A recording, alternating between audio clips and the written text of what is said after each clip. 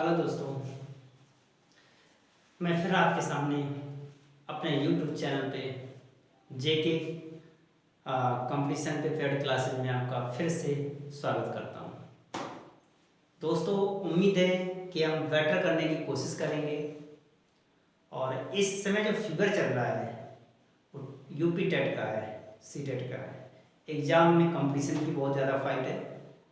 तो दोस्तों, हम चाहते हैं कि हर टॉपिक का एक एक वीडियो बनाया जाए, सभी टॉपिक का अलग अलग बनाया जाए, जिससे कि आपको इस तरीके से दिमाग में जाए कि आने वाले फ्यूचर में जो भी हम अगर सबको एक साथ मिक्स कर देंगे तो आप लोगों को समझ में नहीं आएगा।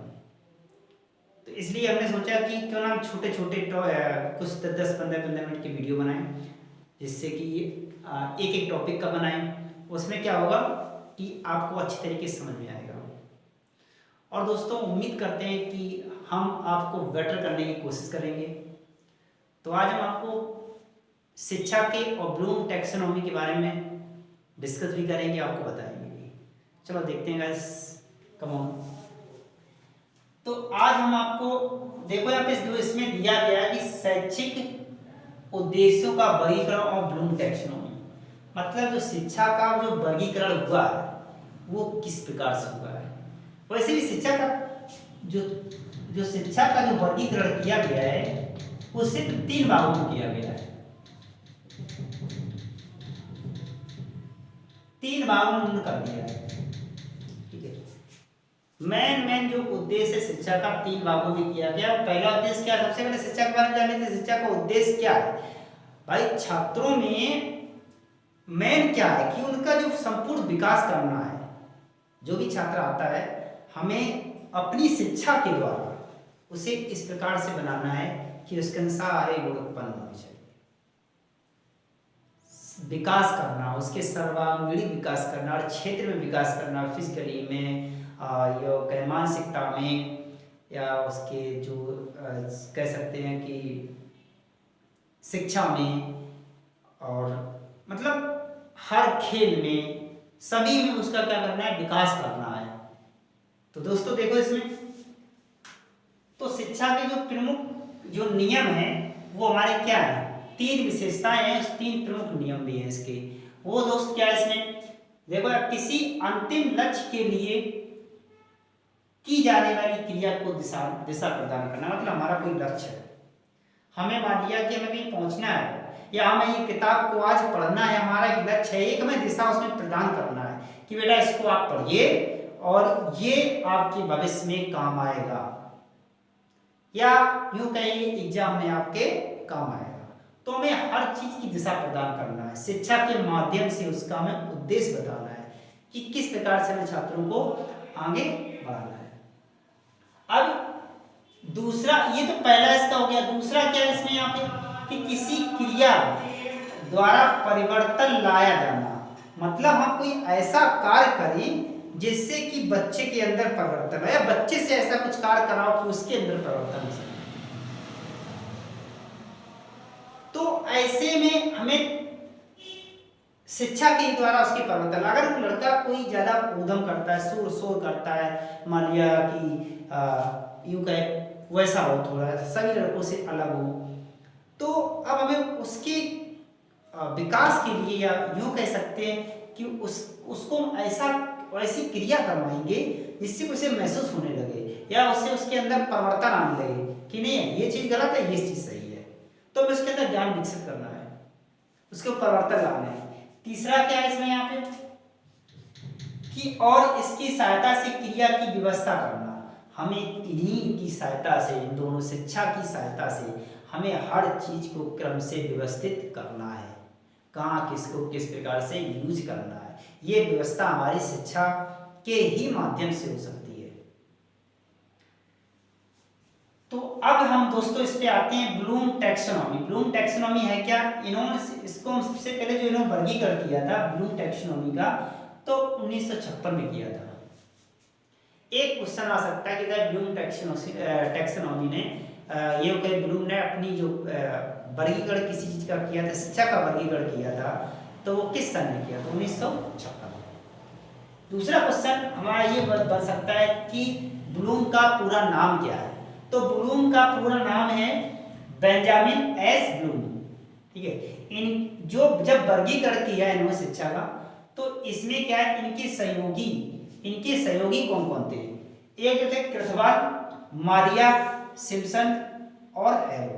ये तीन थे जो शिक्षा के माध्यम से उन्होंने वर्गीकरण किया, इनका इन्होंने सहयोग लिया, तब जाके शिक्षा के इन्होंने प्रमुख नियम या यूं कह सकते हैं कि जो वर्गीकरण किया वो तीन प्रकार से किया।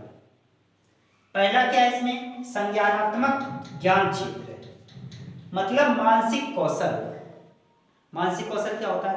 हमें अपनी मानसिकता को बदलना है, हमें अपनी मानसिकता को बदलना है, या यूं कह सकते हैं कि हमें मानसिकता में वृद्धि करना है। ये किसमें है? संज्ञानात्मक ज्ञान क्षेत्र में, मानसिक कौशल का विकास करना। अब दूसरा क्या था यहाँ पे? दूसरा था इसमें भावनात्मक ज्ञान का क्षेत्र, मतलब इसमें क्या करना है, अपने अंदर फीलिंग्स, बच्चे के अंदर फीलिंग डालनी है। फीलिंग जब होगी तभी तो बच्चा आगे बढ़ पाएगा, उसके अंदर फीलिंग नहीं होगी तो बच्चा कैसे आगे बढ़ेगा? तो इसमें भाव, उसके अंदर भाव जगाइए, जागृत करना, उसके वृद्धि करिए, इतनी करिए कि वो आगे बढ़ सके। तो उसके अंदर फीलिंग्स पालने की कोशिश करिए, बच्चे को सिखाइए। आगे क्या था यहाँ पे? क्रियात्मक ज्ञान क्षेत्र, मैनुअल या शारीरिक कौशल, मतलब फिजिकली शारीरिक कौशल अपना उसका स्वस्थ होना चाहिए, उसे मानसिकता के तौर पे या कहीं फिजिकली तौर पे उसको एक तरीका से, पूर्ण तरीका से ऐसा बनाना चाहिए कि जिससे किसी भी प्रकार से वो अपने फिजिकल तरीके स्टैंडर्ड रहे, क्वालिटी उसकी अच्छी हो सके, कमजोरियां नहीं हो उससे किसी प्रकार की। और इसको हम साइकोमोटर और बोल सकते हैं, क्रियात्मक को हम क्या बोलते हैं? साइकोमोटर। या हो सकता है क्रियात्मक ज्ञान क्षेत्र ना दिया जाए, उसमें वो पेपर में दे दिया है साइकोमोटर्स, तो याद रखना ये ब्लूम का ही है, ये कोई अलग नहीं है, बाकी इसी का है। तो मैनुअल या शारीरिक इसका हो गया। अब हम आते हैं किस पे? पिरामिड। तो पिरामिड के बारे में दोस्तों इसमें बताएंगे हम आपको कि जो ब्लूम ने अपना एक पिरामिड बना के तैयार किया था वो कैसा है।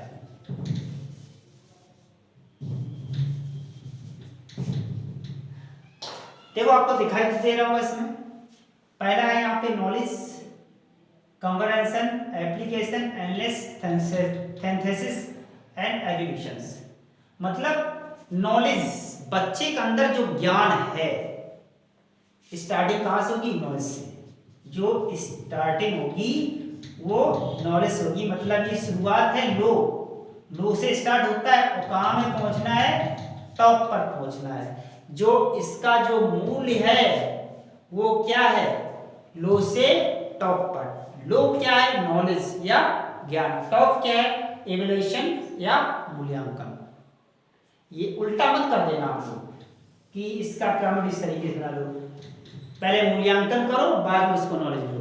ये ब्लूम के टैक्सोनॉमी या वर्गीकरण के खिलाफ होगा, तो ये आपको किसी प्रकार से करना ही नहीं है। तो याद रखना, स्टार्टिंग बच्चे की शुरुआत जो होती है नॉलेज से होती है, और बच्चे के अंदर थोड़ी बहुत तो नॉलेज हमेशा होती है। जब भी स्कूल में जाता है, स्टार्टिंग होती है, तो बच्चे के अंदर उसका जो पारिवारिक ज्ञान होता है, थोड़ा बहुत समाज का ज्ञान होता है, उसके माता पिता फैमिली से ज्ञान पाता है, तो उसे बच्चे नॉलेज होता है, कोरिलेट नहीं होता बच्चा। इतना याद रखना, बच्चा कोरिलेट नहीं है, बच्चे में क्या है? नॉलेज है। तो अब जब नॉलेज है, हमें नॉलेज को विकसित करना है, हमें क्या करना है? नॉलेज को ही हमें आगे बढ़ाना है। इस नॉलेज को जब आगे बढ़ाएंगे तभी तो हम कंपैरिजन में जाएंगे, तब जब नॉलेज होगी बच्चे में समझ होगी, जब ज्ञान होगा तो बच्चे में क्या होगी? समझ उत्पन्न होगी, तो क्या होगा? वो कुछ ना कुछ प्रयोग करेगा, एप्लीकेशंस प्रयोग करेगा। अब जब प्रयोग करना सीख जाएगा तो फिर वो आगे चल के क्या करेगा? एनालिसिस करेगा, विश्लेषण करेगा। देखिएगा यहाँ पे किस प्रकार से हमारा इसका जो भी एनालिसिस करेगा किस प्रकार से हमारा इसमें सही है कि गलत है। अब जब उसका एनालिसिस हो जाएगा तो वो फिर आगे भी पढ़ने की कोशिश करेगा, वो क्या करेगा, संश्लेषण करेगा, उसके बारे में वो सोचेगा कि नहीं ये अब संश्लेषण करो इसका, करो देखो इसमें क्या होता है। इसके बाद में फिर आखिरी में क्या होता है, बच्चे का मूल्यांकन। तब जाके बच्चे का आखिरी मूल्यांकन होता है, मूल्यांकन होने के बाद में सब स्टॉप है। तो शुरुआत हमारी नॉलेज से, एंड हमारा मूल्यांकन से। तो अगर हमें पूछा जाए कि जो पिरामिड है ब्लूम का, वो टॉप लेवल में क्या है, हो सकता है मूल्यांकन दिया जाए, प्रयोग दिया जाए ऑप्शन में, ज्ञान दिया जाए और विश्लेषण दिया, 4 ऑप्शन दिए। तो याद रखना दोस्तों, इसमें ज्ञान हमेशा लो क्वालिटी है। ज्ञान बच्चा लेके आता है, स्टार्टिंग होता है, मान लो ज्ञान बच्चा साथ में लेके आता है, स्टार्टिंग होता है, और मूल्यांकन हमारा टॉप का होगा, मतलब एंड जो है हमारा टॉप वो क्या, जैसे कि हम शुरुआत में कॉलेज में जाते हैं, हमारा एडमिशन हो गया, हम चले गए वहां पे, तो हमारे अंदर कुछ तो ज्ञान होगा, हमें इतना तो है ही, हमें किस तरीके से हमें स्कूल में जाना है या हमें किससे क्या बोलना है, इस तरीके कुछ भी हो सकता है। तो हमारे अंदर एक समझ, थोड़ा ज्ञान होगा, थोड़ा समझ होगा, तो स्टार्टिंग हमारी नॉलेज से होगी, और आखिर जब पढ़ते पढ़ते किताबें बहुत सारी पढ़ेंगे तो आखिर जाके हमारा मूल्यांकन होता है, मतलब हमारा पेपर होता है, पेपर का रिजल्ट आता है, रिजल्ट निकालते ही मूल्यांकन होता है, तभी तुम्हारे टीचर रखते हैं कि कितने इसका नंबर आएगा। तो same condition apply for this pyramid. तो दोस्तों आपको उम्मीद तो हमें भी लगती है कि आपको समझ में आया होगा, और इसमें ही क्वेश्चन आपके बन जाएंगे। और हम सभी लोगों से बस एक ही रिक्वेस्ट करते हैं कि आप लोग जितना वीडियो शेयर कर पाए, अगर हमारी टीचिंग आपको एग्रीएबल लगी है, लगा कि सर ने सही पढ़ाया है, तो हमें उम्मीद है कि आप इसको आगे जरूर बढ़ाएंगे, और बच्चों को जितना हो सके मेरे साथ जोड़ते रहिए और सब्सक्राइब भी करिए, जिससे कि हमें भी थोड़ा अच्छा लगे, हमें और आपसे कुछ उम्मीद तो है नहीं, हमें बस यही उम्मीद है कि सब्सक्राइब करिए, लाइक करिए और कमेंट जरूर करिए कि किस प्रकार से हमने इसको पढ़ाया है, किस प्रकार से हमें समझ इसको आया है, ये कमेंट जरूर करिएगा। सो थैंक्स सभी लोगों को।